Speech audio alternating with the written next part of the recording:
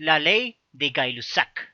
Joseph-Louis Gay-Lussac creció durante la Revolución Francesa y la Revolución de la Química. Su cómoda existencia como el hijo acaudalado de un abogado con tutoría privada fue interrumpida por los trastornos políticos y sociales de la Revolución Francesa. Después de todo, a Antoine Lavoisier le cortaron la cabeza en esa época. Su tutor huyó y a su padre lo encarcelaron. Pero, por azares del destino, Joseph se benefició del nuevo orden cuando fue seleccionado para asistir al École Polytechnique, un instituto de la Revolución Francesa diseñado para crear liderazgo científico y técnico ante las demás potencias europeas, especialmente para crear armas nuevas. Allí sus mentores incluyeron a Pierre-Simon de Laplace y Claude-Louis Berthollet, entre otros científicos que se habían convencido de la importancia de la química del oxígeno por los esposos Lavoisier. La propia carrera de Gay-Lussac como profesor de física y química comenzó y se desarrolló principalmente en la École Polytechnique. Compartió el interés con los esposos Lavoisier y otros en el estudio cuantitativo de las propiedades de los gases, de los cuales contribuyó al establecimiento formal de tres de sus leyes principales. En su primer gran programa de investigación, en 1801 a 1802, concluyó que los volúmenes iguales de todos los gases se expanden igualmente con el mismo aumento de temperatura. Esa conclusión, generalmente llamada la ley de Charles, debido a que el propio Gay-Lussac lo reconoció a él y no a Guiolana Montons y Francis Hauksbee, quienes la habían propuesto casi un siglo antes. Sin embargo, hay que señalar que ni Charles, ni Montons, ni Hauksbee la habían popularizado al interior de las comunidades científicas. Fue el trabajo de Gay-Lussac quien la impulsó. Al igual que Charles, Gay-Lussac era un aficionado a los globos. En 1804 realizó varias audaces ascensiones a más de 7000 metros sobre el nivel del mar en globos llenos de hidrógeno. Una chispa mal puesta y hubieran volado. Una hazaña que no fue igualada por otros 50 años y que le permitieron investigar otros aspectos de los gases. No solo reunió mediciones magnéticas a varias altitudes, sino que también tomó mediciones de presión, temperatura y humedad, y muestras de aire, que luego analizó químicamente. La segunda gran ley de los gases, propuesta por Gay-Lussac, es la que relaciona presión a temperatura a través de una constante de proporcionalidad, y fue generada entre 1800 y 1802 en paralelo a la relación volumen a temperatura. Y de hecho es la ley que nos convoca en esta sección porque esta segunda ley sí fue la que ha sido denominada tradicionalmente como la ley de Gay-Lussac.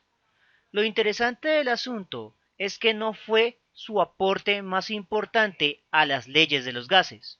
En otras palabras, Gay-Lussac propone una tercera ley que es mucho más crucial en la historia de la química. En 1808, Gay-Lussac anunció el que sería probablemente su logro más grandioso.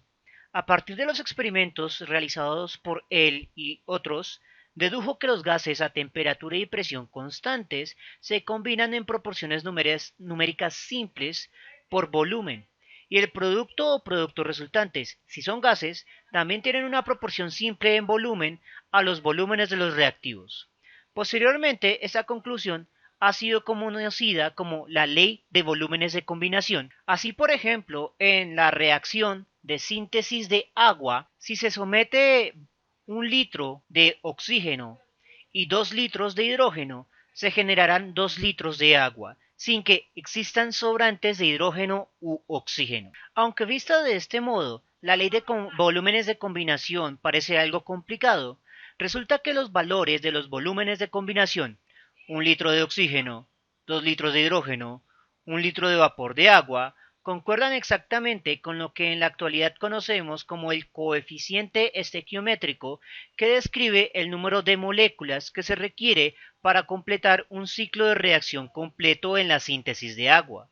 Así pues, necesitaremos 2 hidrógenos para reaccionar con un oxígeno y producir 2 aguas. Sin embargo, la historia de cómo se llegó de los volúmenes de combinación a un modelo de átomos y moléculas lo dejaremos para otro capítulo. Aunque la ley de Gay-Lussac al igual que la ley de Charles y la ley de Boyle, es una ley empírica, es decir, desarrollada a través de lo que hoy denominaríamos una regresión lineal de un proceso experimental a una ecuación matemática. En la actualidad podemos usar la ley de los gases ideales como un sistema para memorizar dicha ley. Lo único es que hay que tener en cuenta cuáles son las condiciones constantes. Y al igual que con las otras dos leyes de los gases, vamos a tener dos condiciones, una de tipo explícito y otra implícito. La constante explícita es la constante que el propio enunciado del ejercicio le dice que es constante.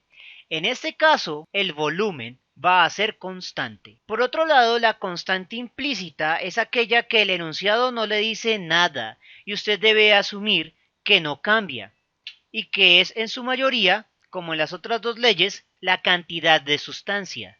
Conociendo esas dos constantes, lo que hacemos es el proceso de fusión de constantes. El volumen, al ser una constante, R es otra constante y la cantidad de sustancia es otra constante, por lo que las tres se fusionan en una nueva constante cuyo valor no nos interesa. El punto es que obtenemos la forma estática de la ley de Gay-Lussac, la cual establece una relación lineal de presión a temperatura a través de una constante de proporcionalidad. Adicional a la forma estática, normalmente los ejercicios de lápiz y papel nos requieren utilizar la forma dinámica, que relaciona una misma variable, pero para un momento inicial y un momento final. Para obtener la forma dinámica de la ley de Gay-Lussac, simplemente dividimos la ecuación entre sí misma. Los valores que quedan multiplicando van a estar sin marca y van a ser los valores finales. Y los que quedan dividiendo van a tener una marca como superíndice 0, que implica que son los iniciales. Entonces la presión final va a estar dividida entre la presión inicial. La constante se divide entre sí misma, por lo tanto se cancela, y la temperatura final va a estar dividida entre la temperatura inicial. Normalmente los libros de texto en este punto lo que nos hacen es despejar el momento inicial a un lado y el momento final al otro lado. Sin embargo, en este punto eso es innecesario. Con esta ecuación ya es posible resolver ejercicios de lápiz y papel. Para graficar la ley de Gay-Lussac, lo primero que debemos es conocer el valor de la constante, pero la constante va a depender de condiciones estándar. La constante, en este caso, va a ser igual a la cantidad de sustancia por R dividido el volumen. Entonces debemos proponer cantidades de sustancia arbitrarios y un volumen arbitrario para poder establecer la constante. Y de hecho eso se relaciona con un procedimiento experimental. Para hacer un experimento en el cual se ponga a prueba la ley de Gay-Lussac de presión a temperatura, debemos utilizar cierta cantidad constante de gas a un volumen rígido. Tradicionalmente, la cantidad de sustancia estándar y el volumen estándar son 1 mol y 1 litro. Y con eso se puede hacer el cálculo para la constante que llamaremos constante molar de Gay-Lussac.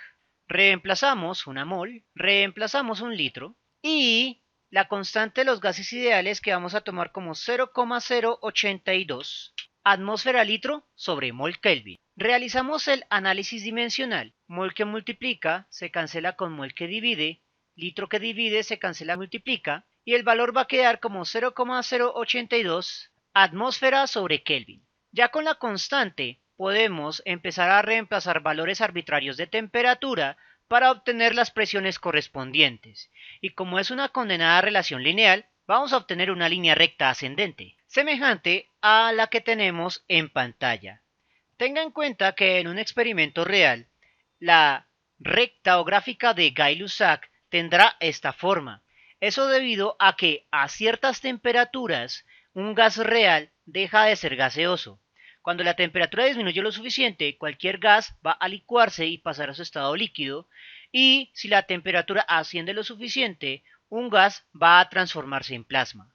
Por lo tanto, siempre tendremos una temperatura crítica superior e inferior cuando trabajamos con un gas real. Sin embargo, para un gas ideal, si disminuimos la temperatura lo suficiente hasta el cero absoluto, vamos a tener que la presión también desciende absolutamente a cero. Evidentemente, en la época de Gay-Lussac no usaban la temperatura en Kelvin, sino probablemente en Celsius.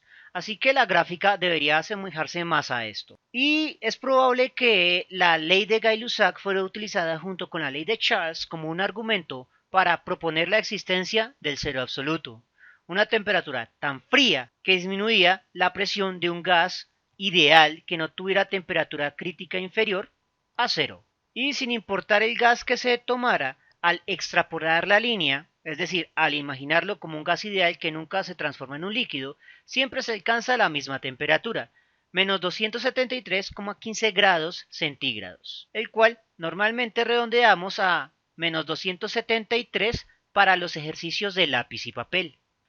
En cuanto a las aplicaciones, vale la pena mencionar que la ley de Gay-Lussac explica el comportamiento de varias situaciones comunes. Por ejemplo, las llantas calientes tienden a explotar en climas cálidos porque el clima cálido significa más temperatura, lo que aumenta la presión del neumático por encima de la presión crítica de aguante del material. Entonces, cuando la presión del gas excede la capacidad elástica del neumático, este explota. Una lata de aerosol es otro ejemplo, porque si se expone a una llama, la temperatura aumentará, por lo que también aumentará la presión. El volumen no lo hace, pues porque el contenedor es rígido.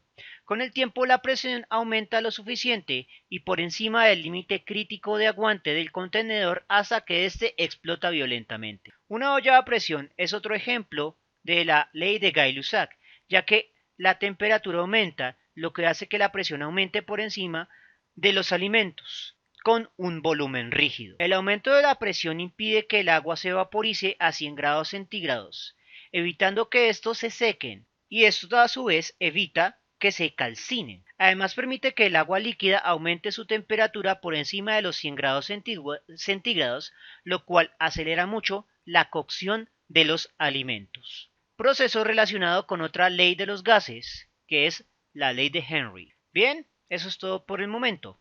Para ver la parte en texto de esta presentación puede dirigirse a la descripción donde encontrará el enlace. Si les gustó no olviden suscribirse, darle like y especialmente compartirlo.